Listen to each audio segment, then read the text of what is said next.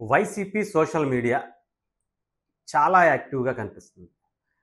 More than వీళ్ళిద్దరూ Janasena, TDP కన్నా కూడా చాలా అగ్రెసివ్‌గా కనిపిస్తుంది. ఎందుకు వాళ్ళకి ఏంటి అనేది మనం గతంలో జగన్మోహన్ రెడ్డి గారికి సంబంధించినటువంటి 2.0 వెర్షన్ ఎప్పుడైతే ఆయన అనౌన్స్ చేశారో, వైఎస్ఆర్‌సీపీ ఆ వెర్షన్‌ని అప్డేట్ చేసుకున్నట్టుగానే కనిపిస్తుంది. ఇది పొగుడుతున్నానా? తిడుతున్నానా? అంటే లాస్ట్ వరకు చూస్తే అర్థమవుతుంది. జగన్మోహన్ రెడ్డి గారి వ్యవహార శైలి కావచ్చు, వాళ్ళ స్ట్రాటజీయే సోషల్ మీడియాలో ఉన్నది లేనట్టుగా, లేనిది ఉన్నట్టుగా క్రియేట్ చేసి ప్రజల్ని మభ్యపెట్టడమే వైఎస్ఆర్‌సీపీ ప్రధానమైనటువంటి స్ట్రాటజీగా మనం చూడాలి. అలాంటి స్ట్రాటజీనే వైఎస్ఆర్‌సీపీ గతంలో పేటీఎం బ్యాచ్‌కి రూ. 10 ఇస్తే ఇప్పుడు రూ. 20 ఇస్తున్నారు. 2.0 అన్నట్టుగా గతంలో కూడా చెప్పాను ఒక విషయంలో. కానీ ఇక్కడ ఇప్పుడైతే ఇంకా అగ్రెసివ్‌గా కనిపిస్తుంది. ఎక్కడా తగ్గకుండా ప్రతి వీడియోకి కింద కూడా కమెంట్స్ రూపంలో ఇష్టం వచ్చినటువంటి బూతులతో, ఇష్టం వచ్చినటువంటి మాటలతో, రెచ్చగొట్టేటువంటి వ్యాఖ్యలతో సోషల్ మీడియాలో వాళ్ళ పోస్టులు కూడా దానికి తగ్గట్టుగానే చేస్తున్నాయి. అంటే ఉన్నటువంటి అవకాశాలని ఎక్కడా కూడా వాళ్ళు ముందుగానే ప్రణాళికబద్ధంగా వెళ్తున్నారా? లేదంటే కావాలనే చేస్తున్నారా? అనేది కూటమి సంబంధించినటువంటి గవర్నమెంట్ వాళ్ళ మీద ఒక నిఘా వేయాల్సినటువంటి పరిస్థితి ఉంది. ఎందుకంటే ఇప్పుడు పాస్టర్ ప్రవీణ్ గారికి సంబంధించినటువంటి ఇష్యూనే చూస్తే చాలా అగ్రెసివ్‌గా దీన్ని మొత్తం తీసుకొచ్చి కూటమి ప్రభుత్వం మీద వేసేయాలి అనే దాని మీద చాలా బలంగా, పకడ్బందీగా ప్లాన్ చేసుకున్నారని మాత్రం అనుకోవచ్చు.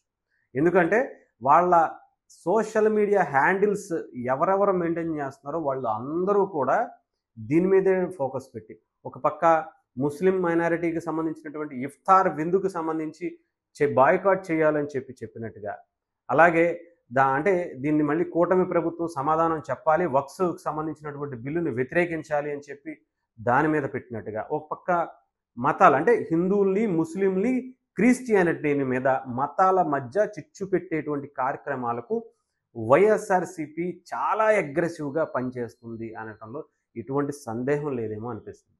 మనం చూస్తే సోషల్ మీడియాలో ఒక్కొక్క పోస్టు మనం మీకు కొన్ని విజువల్స్ కింద పెడతాను. అంటే ఎంత దారుణమైనటువంటి పరిస్థితులకు వాళ్ళు తెరలేపుతున్నారు అంటే చాలా కుట్ర దాగి ఉందేమో అనిపిస్తుంది. ఒక పక్క పాస్టర్ కావచ్చు, ఒక పక్క ముస్లిం వక్ఫ్ బోర్డుకి సంబంధించినటువంటి విషయాలు కావచ్చు, లేదా చాలా వ్యక్తిగత విషయాల్లోకి మళ్ళీ చొరబడి వాళ్ళ ఇష్టం వచ్చినట్టు మాటలు అనటం కూడా దీంట్లో భాగంగానే కనిపిస్తుంది.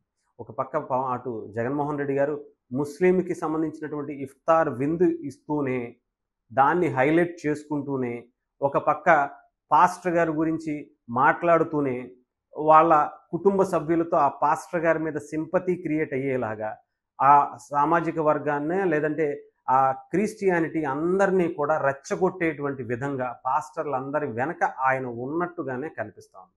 దీని మీద చాలా లోతైనటువంటి విచారణ చేపడితే తప్ప వైఎస్ఆర్‌సీపీ ఈ మూకలు ఆగేటువంటి పరిస్థితి కూడా లేదు. రీసెంట్‌గా మనం ప్రశ్న అనే ఒక వ్యక్తిని చూసాం. ఆ ప్రశ్న అనే ఒక వ్యక్తి దీంట్లో భాగంగానే చాలా ఎక్కువ మోతాదులో తనకి డబ్బులు ముట్టినట్టుగా కూడా తెలుస్తూ ఉంది.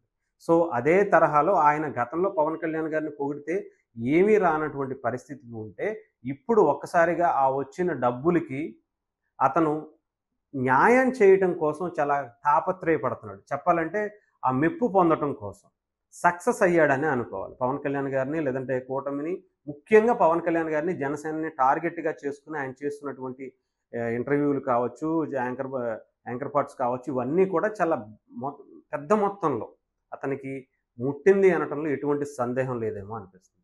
ఇవన్నీ కూడా చూసుకుంటుంటే ఒక్కొక్కరికి గతం కన్నా మెరుగ్గా ఆయన ఇస్తున్నటువంటి పరిస్థితి.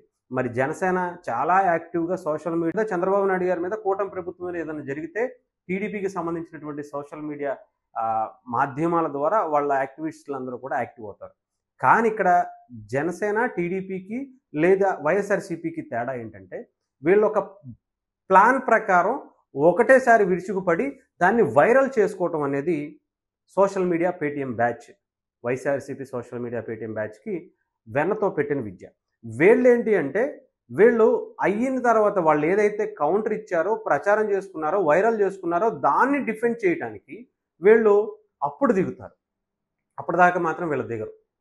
కానీ ఇక్కడ వీళ్ళు విరుచుకు పడిపోతున్నారు. ఒక్కటేసారి కొన్ని వందల వేల మంది సోషల్ మీడియాలో, యూట్యూబ్స్‌లో ఇంక ఇష్టం వచ్చినటువంటి వాళ్ళ సోషల్ మీడియా మాధ్యమాల్లో విచ్చలవిడిగా రెచ్చిపోవడం. దాన్ని వీళ్ళకు నిజంగానంటే వీళ్ళు అక్కడ సాలరీస్ తీసుకునో, ఇంకొకటి తీసుకునో మెయింటైన్ చేసేటువంటి బ్యాచ్ కాదు. జాబులు చేసుకుంటానో, ఇంకొకటి చేసుకుంటానో, లేదా చదువుకుంటానో మధ్యలో వచ్చేటువంటి బ్యాచ్ కాబట్టి ఈ టీడీపీకి సంబంధించినటువంటి సోషల్ మీడియా వాళ్ళు కావచ్చు, జనసేనకి సంబంధించినటువంటి సోషల్ మీడియా కావచ్చు. సో, అంత డిఫెండ్ చేయలేకపోవడానికి కారణం ఏంటంటే, డబ్బులతో కూడుకున్న వాళ్ళకి అదే పనిగా ఎప్పుడు, ఎక్కడ, ఏ రకంగా కొట్టేయాలో కొట్టేస్తానికి రెడీగా ఉంటారు. ఇక్కడ వీళ్ళేంటంటే, వాళ్ళకి టైం ఉన్నప్పుడు పెట్టుకోవాల్సినటువంటి. కాకపోతే ఇది టీడీపీ, జనసేన కూడా దీంట్లో యాక్టివ్‌గా ఉండాల్సినటువంటి పరిస్థితి. ప్రజల్ని ఏమార్చేటువంటి పని వైఎస్ఆర్‌సీపీ చేస్తుంది కాబట్టి, దాన్ని తిప్పికొట్టడానికి అదే పద్ధతిని టీడీపీ, జనసేన కూడా దాంట్లోనే భాగం అయ్యి, వాళ్ళని కూడా కొంతమందికి ఆహ్, అవసరమైతే డబ్బులిచ్చో, ఇంకొకటిచ్చో వాళ్ళకి ఏదైనా సరే. ఎందుకంటే అది గవర్నమెంట్‌ని నిలబెట్టుకోవడం కూడా ఒక ఉద్యమంగానే చేయాలి. దాన్ని కూడా దాంట్లో ఒక ఉద్యోగం కిందే ఉండాలి. దాంట్లో భాగంగానే ఈ సోషల్ మీడియా వాళ్ళని కూడా పెట్టుకోవడంలో తప్పేమీ లేదేమో అనిపిస్తుంది. సో, డెఫినిట్‌గా వీళ్ళు దీని మీద ఆలోచించి ఈ సోషల్ మీడియా మోకని ఏదైతే చేస్తున్నటువంటి అల్లరి మోక అనుకోవచ్చు, సైకో బ్యాచ్ అనుకోవచ్చు. వీళ్ళని కంట్రోల్ చేయాల్సినటువంటి పరిస్థితి కూటమి ప్రభుత్వంలో ఉన్నటువంటి 2 పార్టీలు, 3 పార్టీల మీద కూడా ఉంది. సో, దీని మీద దృష్టి పెడితే మంచిది. లేదంటే మాత్రం వీళ్ళు ఇంకా దీన్ని మోతాదు పెంచి 3 పాయింట్ అంటే రూ. 30, రూ. 300 కూడా చేసుకునే అవసరమైతే ఇంకొక వెర్షన్‌లో ఇంకా ఎక్కువ మందిని దింపే అవకాశాలు కూడా కనిపిస్తున్నాయి. వాళ్ళకి డబ్బేం కొదవ కాదు. కొన్ని లక్షల కోట్లు అక్రమంగా సంపాదించినటువంటి జగన్మోహన్ రెడ్డి గారికి మళ్ళీ అధికారం ఇస్తే మళ్ళీ కొన్ని వేల లక్షల కోట్లు సంపాదించుకోవడం ఆయనకంత కెపాసిటీ ఉంది. సో, అదే దాని మీదే పని చేస్తారు కాబట్టి పెద్ద విషయం కూడా కాదు. ఇలాంటి వాళ్ళకి మహా అయితే ఒక 100 కోట్లు పడేసినా కూడా ఆశ్చర్యపోవం.